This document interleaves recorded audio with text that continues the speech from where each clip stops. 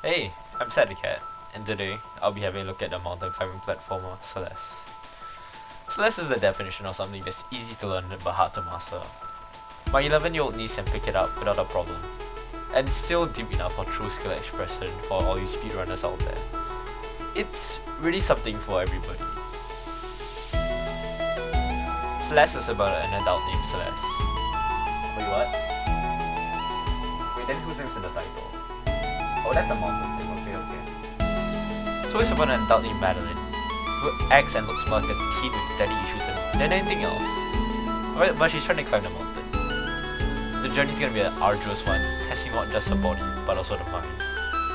It's really a roller coaster of emotion, from start to finish. You're happy or sad when the characters are, and you guys really share some powerful moments together. Celeste isn't afraid to treat its players like adults, delving into darker topics which can be quite intense or harder to understand for younger audiences.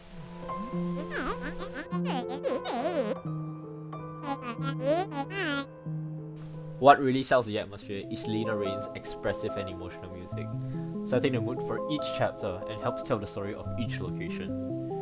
Just listen and think about what's happening. Here's without the visuals, and now here's with the visuals. As you can hear, there's just this isolation, loneliness, and hostility. And it really translates over to the gameplay, which is the amazing thing. Because in this chapter, you barely talk to anybody. You cross huge, dangerous chasms, and you're being battered by the winds on the mountain.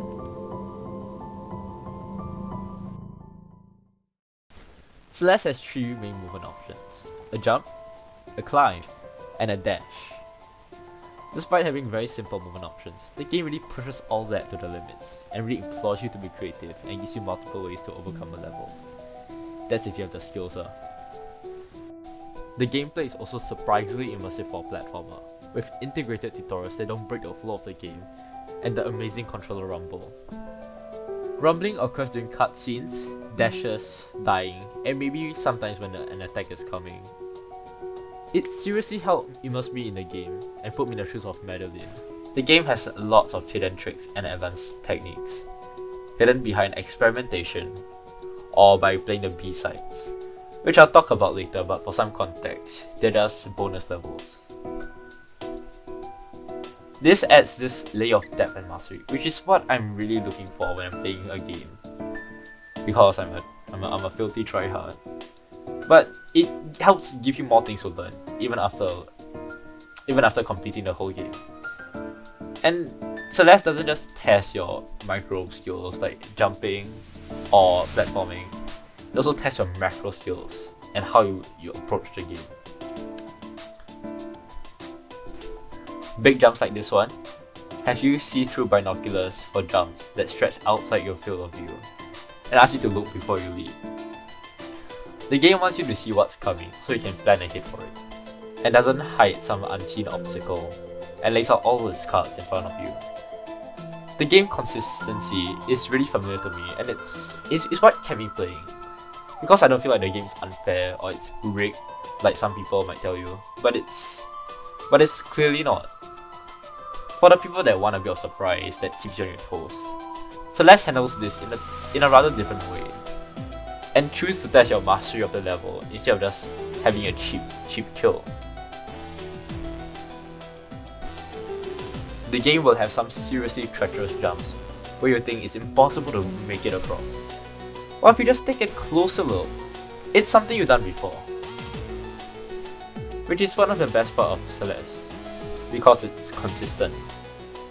It always has the same things and something that's familiar to you. And follows this formula of each chapter having its own gimmick, where it's introduced to you in a safe zone. This helps encourage experimentation and gets you accustomed to the level mechanic. In this chapter, you can't progress through the level without proper use of the space block.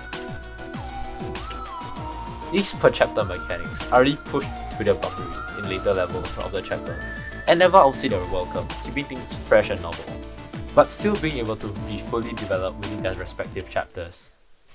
One thing I really love about Celeste is its approach to difficulty. The best way to describe it is tough but fair, It shows you tough love, just like your dad. The game constantly pushes you outside your comfort zone, increasing in intensity with the levels completed, but still completely doable. And it helps keep the pace of the game really well. With this, I know I can do it, I just need to try again, instead of just saying, it's complete bullshit, I can't do it, it's unfair. And the thing that helps encourage this is the fast respawn time that sends you back to the level, letting you try again without the fear of failure and major setbacks. After each successful completion of a level, you autosave, and if you die, you return to that checkpoint. This really helps you get accustomed to falling down, which is normal, cause like riding a bike, you're gonna fall down before you actually learn how to ride a bike. And it's through this failure that Celeste really shines in how it makes you learn. If the levels aren't challenging enough, you can go for the strawberry skin tutorial each of the chapters. And getting the strawberries is 100% up to you and completely optional. But they really offer a sense of achievement, as some of them are just so hard to get and require you to really think, making getting them all the sweeter.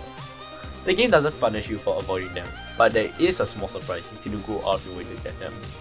Really helping you feel good when you really overcome this challenge that you previously couldn't, like David conquering Goliath.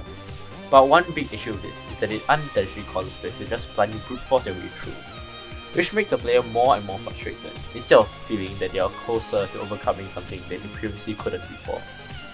This really tarnishes the internet experience of Celeste, of overcoming obstacles, which is the main theme of the story and the gameplay. So some things I really want to say about Celeste is how they really invest into the characters, which I don't see a lot of games doing. And it's one reason why I really like the story. You see the whole world through Madeline's eyes and share this bond and attachment to her, as you experience the things she goes through, and it's a very personal experience. Both of you are climbing the mountain together, both emotionally and physically. Each successful jump or failure makes you feel a bit closer to Madeline. Other side characters like the hipster Theo are really fleshed out as well, and have their own stories, making them feel like real people with their own personalities, instead of just being there for the sake of being there. And to just complement this, the dialogue is organic and fluid, and just doesn't dump exposition on you, and tell you everything. Times where you actually talk a lot are really well earned and much later in the game, once you really get to know the characters. But as good as I think the game is, it has quite a few flaws. The keyboard falters in comparison to the controller in every single way, being less immersive with the lack of rumble, while making executions harder than intended to. And control of the feather power is absolutely atrocious. I cannot stress how bad it is on the keyboard, and it really affects the gameplay. Furthermore, the game wants you to figure out a lot of things on your own, which is certainly respectable, but makes you miss out on a lot of content if you're not exploring enough. In one of the chapters, the core, you need to complete the B-sides to unlock them, which are obtained by completing a cassette challenge hidden in each of the chapters, which are hard versions of the respective chapters. And I really had no clue about this until I searched it up on the wiki, along with a lot of other things. Because even with the amount of content inside of the game, you don't know it exists. Overall, these issues don't make Celeste a bad game, and to be fair, it's meant to be played on a controller. And it's more like having a bad dessert, and doesn't ruin the other foods before, but it certainly affects the overall dining experience. You can come for the main course, but if you get the dessert, you might be a little bit disappointed. Enough from me, go play it yourself, and it's a great experience, and I still recommend you play it. You can wait for the Steam sale to lower the price from the $20 Sing dollars to a $12.50, or maybe, if you're lucky, lower, if you're not willing to pay the full price. That's all folks, and before I leave, here's a short montage I made. Here's some spoilers by the way. Bye bye.